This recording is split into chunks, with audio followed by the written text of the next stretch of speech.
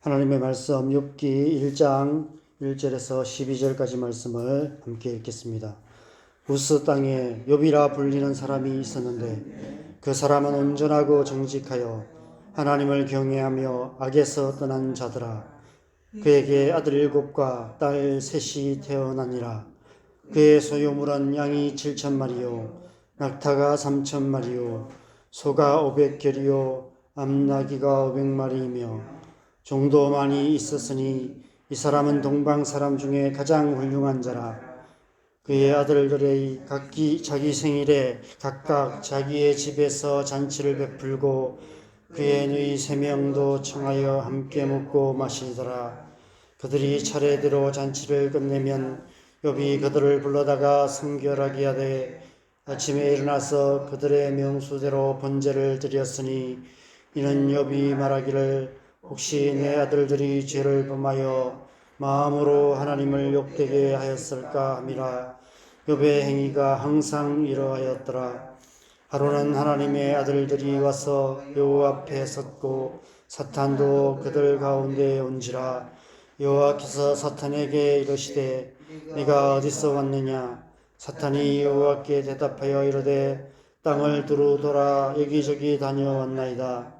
여호와께서 사탄에게 이르시되 네가 내 종 욥을 주의하여 보았느냐. 그와 같이 온전하고 정직하여 하나님을 경외하며 악에서 떠난 자는 세상에 없느니라. 사탄이 여호와께 대답하여 이르되 욥이 어찌 까닭없이 하나님을 경외하리까. 주께서 그와 그의 집과 그의 모든 소유물을 울타리로 두르심 때문이 아니니까. 주께서 그의 손으로 행하는 바를 복되게 하사 그의 소유물이 땅에 넘치게 하셨음이니이다. 이제 주의 손을 펴서 그의 모든 소유물을 치소서. 그리하시면 틀림없이 주를 향하여 욕하지 않겠나이까. 여호와께서 사탄에게 이르시되 내가 그의 소유물을 다 네 손에 맡기노라. 다만 그의 몸에는 네 손을 대지 말지니라. 사탄이 곧 여호와 앞에서 물러가니라. 아멘. 오늘부터 12월 20일까지 욥기를 묵상하게 됩니다. 저는 욥기를 읽을 때마다 참 미스테리하다라는 생각이 들었습니다. 욥기는 저자도 기록 연대도 미스테리하지만 욥이란 사람이 실존 인물이었었는지조차도 의심이 됩니다. 실존 인물이었다면 더 미스테리합니다. 어떻게 그는 이렇게까지 하나님을 경외할 수 있었을까요? 말씀을 읽어가다 보면 더 혼란스러워집니다. 이 말이 지금 누가 하고 있는 말인지를 주의 깊게 생각하고 읽어야만 합니다. 다 옳은 말 같은데 알고 보면 옳은 말이 아닌 헛소리인 경우도 많이 있고, 하나님의 말씀처럼 들리는 말이 알고 보면 사람의 말에 불과한 경우도 있습니다. 대표적인 구절이 한때 식당 개업 선물로 인기가 있었던 욥기 8장 7절 말씀입니다. 네 시작은 미약하였으나 네 나중은 심히 창대하리라. 이 말씀은 수아 사람 빌닷이 욥을 비난하며 한 말이었습니다. 그 말이 아무리 좋은 말이라도 누가 어떤 동기로 말했는가도 중요하기 때문에 잘 분별해야 합니다. 개인적으로 이번 매일 성경 묵상 교재에서 욥기를 개관한 내용이 참 좋았습니다. 욥기 어떻게 읽을 것인가 이런 내용으로 어떤 목사님이 이렇게 기록하셨는데 아마 그분이 쓴 책 욥기 잠언과 욥기와 전도서를 연결하여서 하나님의 시에 대해서 쓴 책이 있는데 그 책 내용 가운데 아마 요약해서 쓰신 것 같습니다. 하나님께서 욥기를 통해서 말씀하시는 지혜가 무엇인지를 너무 잘 설명하셔서 제가 개인적으로 굉장히 새롭게 배우는 그런 시간이었습니다. 그래서 그분 책을 사서 한번 읽어봐야겠다 이런 생각까지 들었습니다. 아마 이미 개관을 읽으셨겠지만 다시 한번 정독하셔서 읽어보시고 욥기 묵상하는 동안 계속해서 참고하시면 좋을 것 같습니다. 성경에서 가장 중요한 구절은 창세기 1장 1절입니다. 창세기 1장 1절부터 믿지 않으면 성경 전체를 믿을 수가 없죠. 욥기를 묵상하는 데서도 가장 중요한 구절은 오늘 본문 1장 1절입니다. 화살은 활시를 떠나는 순간 이미 방향이 정해집니다. 처음부터 조금이라도 빗나가면 결국 관역을 빗나가고 맙니다. 말씀 묵상도 그러합니다. 욥기 1장 1절은 욥기의 묵상의 방향을 잡아주는 중요한 말씀입니다. 1절 말씀을 다시 한번 같이 읽겠습니다. 시작. 우스 땅에 욥이라 불리는 사람이 있었는데 그 사람은 온전하고 정직하여 하나님을 경외하며 악에서 떠난 자더라. 욥은 온전하고 정직한 사람이었다라고 말합니다. 온전하고라는 히브리어 탐은 완전한, 완벽한 이란 의미입니다.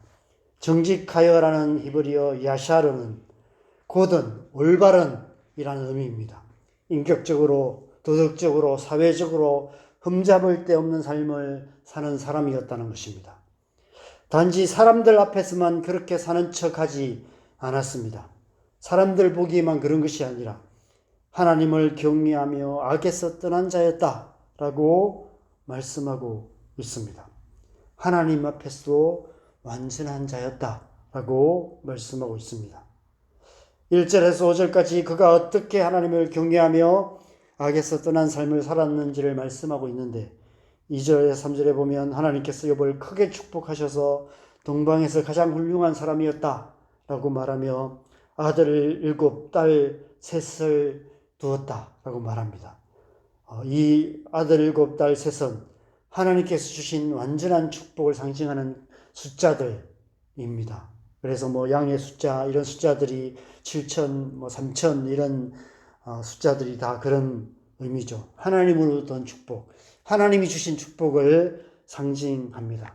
이 세상에는 자기의 노력으로 부자가 된 사람도 많지만 하나님께서 축복하셔서 부자가 된 그런 하나님이 주시는 부도 축복도 많이 있습니다. 그 하나님의 복을 받은 사람이다 라는 의미로 이런 이제 숫자들을 이야기하고 있습니다. 그런데 그런 그가 하루아침에 갑자기 까닭없이 큰 고난을 당하게 됩니다. 그래서 욥이 당하는 고난은 참 미스테리합니다.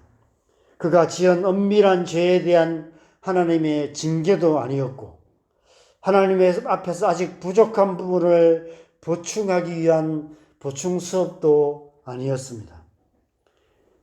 1절 말씀의 욥에 대한 평가는 단지 사람의 평가, 인간적인 관점에서 평가만이 아니었습니다. 사람들 보기에 이런 의인이었다는 것을 의미하지 않습니다. 8절에 보면 하나님께서도 천상의 회의에서 참수하는 자 사탄에게 똑같은 말씀으로 자랑하고 계시는 것을 보게 되면 하나님 보시기에도 그런 자였다는 것입니다. 흠없는 자였다는 것입니다. 그런 욥이 왜 갑자기 큰 고난을 당하게 됩니까? 오늘 본문을 보면 그 시작이 하나님으로부터 시작되었음을 알 수 있습니다. 하나님께서 먼저 사탄에게 욥에 대하여 자랑하시며 사탄의 비위를 상하게 하십니다. 왜 그러셨을까요? 저는 하나님께서 정말 자랑하고 싶으셨기 때문이 아닐까 이런 생각이 들었습니다. 지금까지 이런 사람은 없었습니다. 나름 경건하다고 소문난 자들도 사탄의 집요한 유혹에 굴복하여서 사람들이 알지 못하는 은밀한 죄를 짓는 모습들을 하나님께서 지켜보실 수밖에 없으셨습니다. 매일같이 와서 참소하는 사탄의 참소를 묵묵히 들으실 수밖에 없으셨습니다. 그런데 처음으로 흠잡을 데 없는 삶을 사는 한 사람이 나타난 것입니다. 사탄이 집요하게 욥을 유혹하는 것을 하나님께서 쭉 지켜보셨을 것입니다. 그럼에도 불구하고 끔찍도 하지 않는 욥을 보시며 흐뭇해 하셨을 것입니다. 하나님 입장에서 어찌 자랑스럽지 않겠습니까? 여러분 반대로 사탄의 입장에서 생각해 보십시오. 사탄의 입장에서 생각해 본다면 욥은 사탄의 자존심을 무너지게 만드는 그런 존재였습니다. 지금까지 이런 인간은 없었습니다. 사탄의 집요한 유혹에 안 넘어가는 인간은 없었습니다.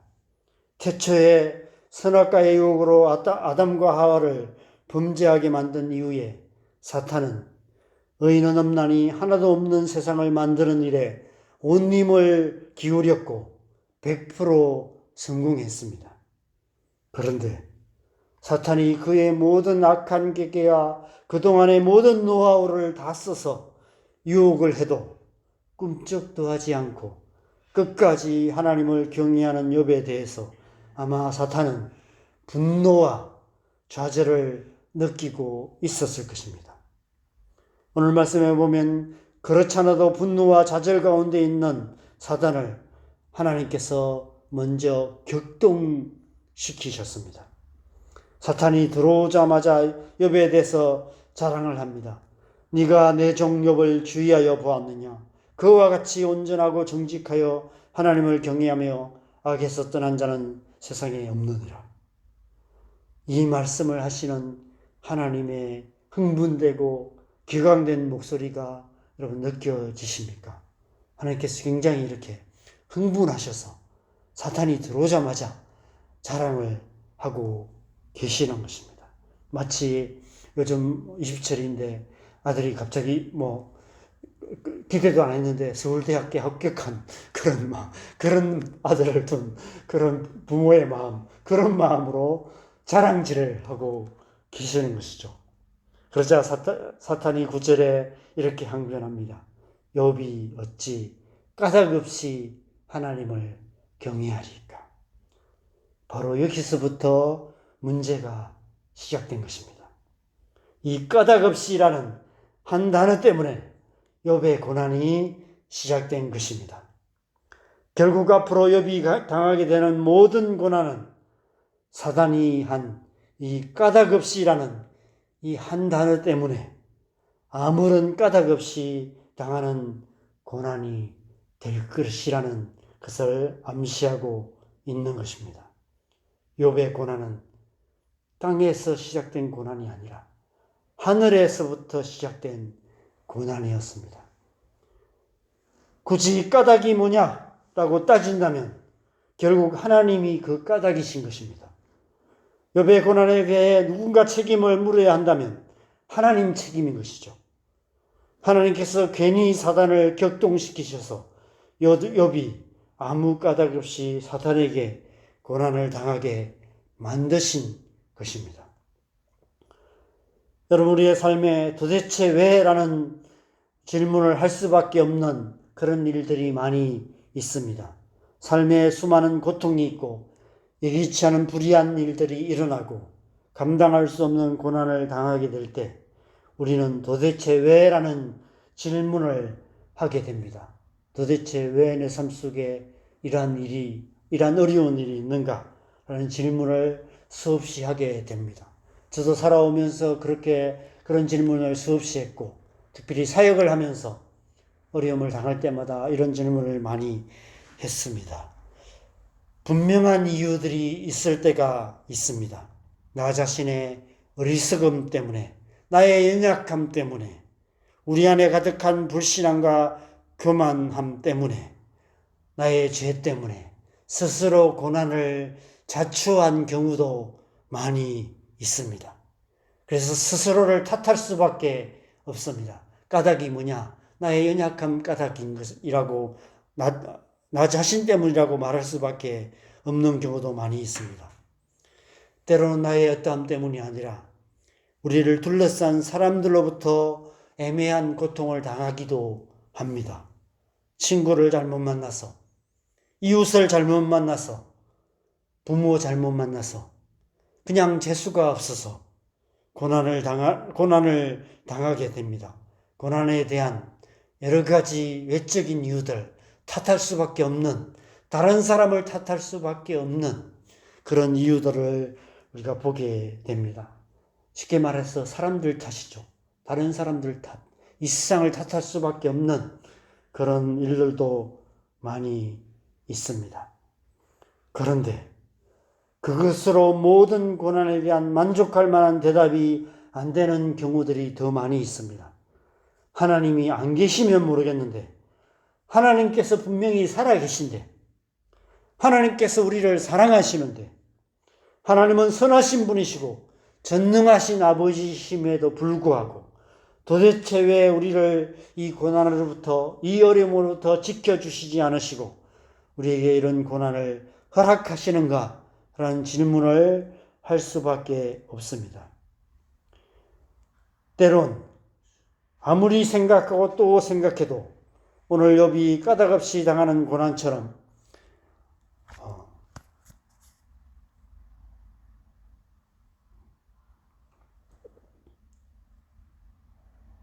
아무리 생각하고 또 생각해도 이해할 수 없는 그런 고난을 당할 수밖에 없을 때도 있습니다. 여러분, 지금 천상에서 일어나고 있는 이 일을 땅에 있던 욥이 알 리 있겠습니까? 하나님만 아시는 어떤 까닭 때문에, 영적인 세계 속에서 일어나는 어떤 이유 때문에 욥은 아무 까닭 없이 고난을 당하기 시작했습니다. 이 욥의 고난처럼 우리의 삶에도 까닭 없이 당하는 고난이 있을 수 있다는 것입니다. 그래서 우리는 하나님 앞에서 이렇게 탄식할 수밖에 없습니다. 하나님, 제게 도대체 왜 이러십니까?